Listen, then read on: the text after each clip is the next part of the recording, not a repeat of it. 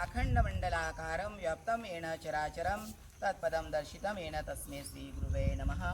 आज गुरुपौर्णिमा आहे। आपण सर्वांनी निसर्ग राजाला आपण सद्गुरू मानतात आणि निसर्ग राजासारखे आपले कल्पवृक्ष म्हणजे आपले सद्गुरू आहेत।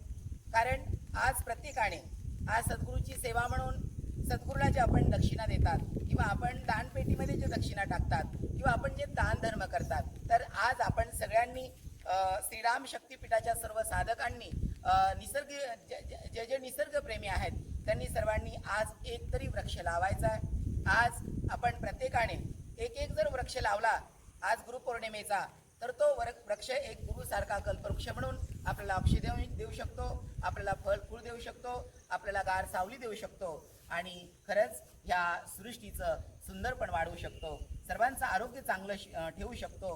कारण आता सध्याच्या परिस्थितीमध्ये आपण जर निसर्गाला आपला सद्गुरू मानून आपण निसर्गाची सेवा केली, झाडी वृक्ष लावले आपण आणि दिसल तो डोंगर जर हिरवा केला तर खूप आनंद वाटेल। आज गुरुपौर्णिमेचा प्रत्येकाने गुरुचं नामस्मरण करायचं आहे, गुरुचं चिंतन करायचं आहे, नामाचा जप करायचा आहे, गुरुमंत्राची माळ जपायची आणि प्रत्येकाने प्रार्थना करायची सद्गुरूला की मी एक वृक्ष लावला पाहिजे, मला सद्विवेक बुद्धी दे आणि तो वृक्ष मी मोठा करल अशी मला शक्ती दे। सर्वांना जय श्री